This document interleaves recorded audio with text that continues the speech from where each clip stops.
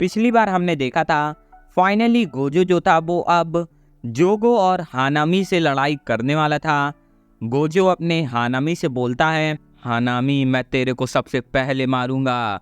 जिसके बाद गोजो दोनों को टीज करते हुए उनके तरफ बढ़ने लगता है और बोलता है, तुम लोग अब डर क्यों रहे हो? चलो ना, तुम ही लोग ने तो मुझे भागने के लिए मना किया था। गोजो जोगो के हाथ को पकड़ लेता है। हानामी गोजो के ऊपर किक करता है। गोजो हानामी की किक से बचता है और अपने जोगो के हाथ को उखाड़ देता है। हानामी अपने गोजो के ऊपर मुक्का मारने वाला था। गोजो अपने जोगो के उखाड़े हाथ को एक शील्ड के तौर पे इस्तेमाल करता है। जोगो वहां से भागने लगता है। गोजो भी अपने जोगो के पीछे पीछे जाने लगता है। हानमी बोलता है, गोजो जोगो के पीछे जा रहा है और उसने अपनी लिमिटलेस कर्स टेक्निक को बंद कर दिया है। मेरे ख्याल से वो अपनी कर्स्ड टेक्निक के ऊपर फोकस नहीं करना चाहता और वो अपनी कर्स्ड एनर्जी का इस्तेमाल करके इस फाइट को काफी छोटा कर देगा।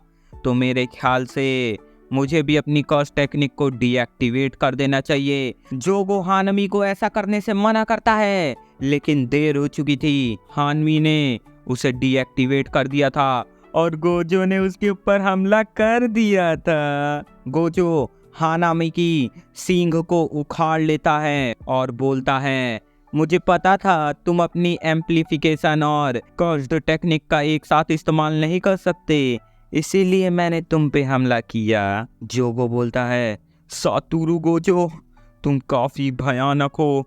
तुम अभी सिर्फ अपनी कर्स टेक्निक और फिजिकल हमलों का इस्तेमाल कर रहे हो, फिर भी तुम इतने पावरफुल हो। ऐसा क्या है जो तुम्हारे पास नहीं है? तभी सातोरू के बगल में जो लोग रहते हैं उनके सर कट जाते हैं। तभी सातोरू का ध्यान जाता है एक बंदे की ओर जिसने ऐसा किया था। सातोरू बोलता है, ये वॉम्ब पेंटिंग में से एक होगा। मेरे ख्याल से ये इन कमीनों जैसा नहीं है, ये इंतजार कर सकता है। तभी जोगो और हानामी फिर से अपने सातोरू के ऊपर हमला करते हैं। तभी गोजो बोलता है, तुम्हें समझ में नहीं आया? तुम लोग मेरा कुछ नहीं उखाड़ सकते। अभी तेरी बोलती बंद करता हूँ सड़े हुए पेड़। जिसके बाद गोजो अपने हानामी के ऊपर कर्स्ड एनर्जी से हमला करता है। वो हानामी को दीवार के अंदर धंसा देता है। तभी हमें दिखाया जाता है उसने हानामी को भस्म कर दिया है। ये सब देख के जोगो की एकदम फट चुकी है। This scene is bastard guys. Gojo बोलता है, तो अगली बारी तेरी है जोगो। तभी हमें एक लड़की दिखाई जाती है जो अपने इतादोरी और मेमे को बता रही थी कि प्लेटफॉर्म के ऊपर 2 कर्टेन्स का इस्तेमाल किया गया है। उन्हीं दोनों कर्टेन्स के बीच में कर्स्ड स्पिरिट्स और जुजुत्सु सॉर्सरर्स हैं और कर्टेन्स के बीच में ट्रांसफिगर्ड ह्यूमंस भी हैं और 2 असिस्टेंट पहले ही हार चुके हैं वहाँ पास। इतना सुनते ही इतादोरी को हिट होता है कि वहाँ पास माही तो हो सकता है। जिसके बाद हमें कुछ देर बाद मेमे दिखाई जाती है जो अपने क्रोज के साथ अपनी आइस को शेयर कर रही थी। वो इंफॉर्मेशन कलेक्ट करती है। जिसके बाद वो इतादोरी से बोलती है, इतादोरी कुन, तुम ट्रांसफिगर्ड ह्यूमंस को मारना चाहोगे या फिर पावरफुल स्पिरिट को? वैसे मेरे ख्याल से तुम दूसरा नंबर ही चुनोगे और सारे के सारे सिविलियंस ब्लॉक 5 में होंगे, क्योंकि जब उनका पीछा किया गया होगा तब वो बचने के लिए बेसमेंट में चले गए होंगे और मेरे क्लोज ब्लॉक 1 और ब्लॉक 2 से नीचे जा ही नहीं पा रहे हैं क्योंकि उनको वहीं पे मार डाला जा रहा है। इसलिए मैं वहां तक नहीं देख पा रही और मैंने जितना ऑब्जर्व किया है उसके हिसाब से ब्लॉक 1 और ब्लॉक 2 में ही कर्टेन कास्ट करने वाली स्पिरिट्स होंगी और वो लोग हमें सिविलियंस तक पहुंचने से रोक रही हैं। और मुझे ये जानना बहुत मुश्किल हो रहा है कि आखिरकार ऐसा क्या है ब्लॉक 5 में जो वो हमसे छुपाना चाहते हैं। इतादोरी बोलता है, जैसे कि तुमने कहा वो लोग नीचे होंगे ना। इधर माही तो उन लोगों के ऊपर नजर रख रहा था। माही तो बोलता है, ये लोग काफी अच्छे से हर चीज को इवेल्युएट कर रहे हैं। मैं बोलती है, चाहे ये कितना भी खतरनाक हो हमारे लिए, हमें अपनी फोर्सेस को बांट लेना चाहिए, क्योंकि हम लोग अगर ऐसा नहीं करेंगे तो बहुत सारे लोग ब्लॉक 4 के मारे जाएंगे। तो हमें जल्दी से ये करना होगा। इतादोरी, तुम ब्लॉक 2 के एंट्रेंस से जाना और हम लोग ब्लॉक 7 के, और जैसे ही कुछ गड़बड़ लगेगी तुम भी ब्लॉक 7 के तरफ आ जाना।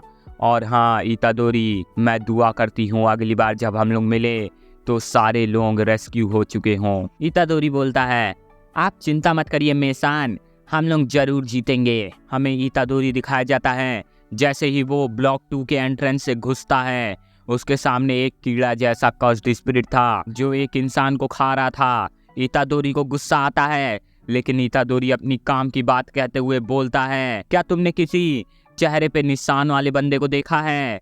तभी वो कीड़ा बोलता है, मैं समझदार हूँ, तुम मुझे इतना मत बताओ, माहितो नीचे है। इतादोरी बोलता है, माहितो?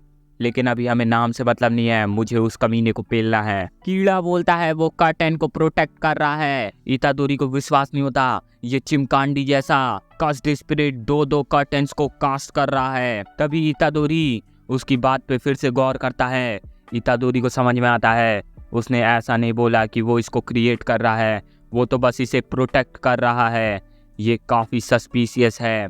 जिसके बाद वो कीड़ा बोलता है, माहितो का जुजुत्सु जो है ना वो काफी खराब है, क्योंकि जब इंसान का शेप चेंज हो जाता है तो उसका टेस्ट भी बदतर हो जाता है।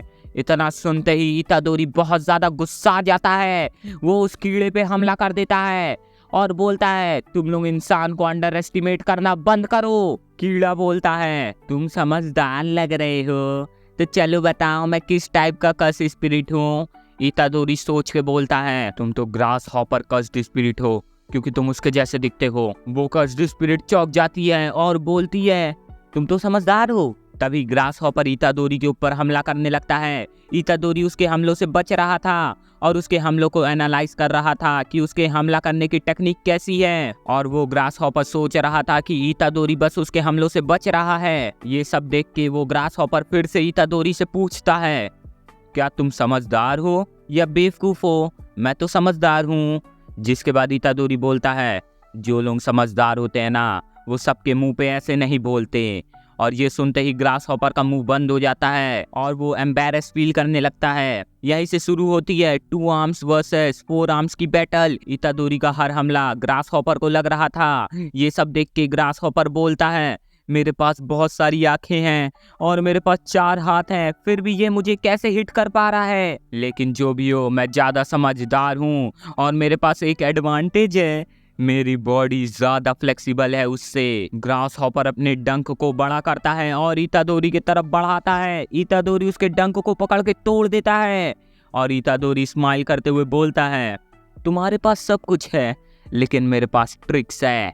जिसके बाद वो कर्टेन को तोड़ देता है। इधर मे को पता चल जाता है कि कर्टेन हट चुका है। वो इतादोरी की तरफ बढ़ने लगती है। हमें माहितो दिखाया जाता है जो बोलता है, ओह नो, मुझे भी फाइट करनी थी, लेकिन जो भी हो मुझे और भी काम करना है। तो दोस्तों यहीं पे हम लोग एपिसोड को एंड करते हैं। और दोस्तों अगर आप लोग चाहते हो कि मैं जुजुत्सु काइसेन के एपिसोड्स को मांगा से एक्सप्लेन करता रहूं इसी तरीके से, तो इस वीडियो पे बस आप एक लाइक कर दो, कमेंट कर दो जो बात आपको पसंद आए हो वीडियो का, और चैनल को सब्सक्राइब कर दो। बस इतना सा आप कर दोगे तो मेरे को मोटिवेशन मिल जाएगा और मैं वीडियो बना पाऊंगा। और दोस्तों मेरा हमेशा से एक सपना था कि मैं एक कॉमेडी चैनल खोलूं, तो मैंने अपना एक कॉमेडी चैनल खोला है सक्षम XD नाम से।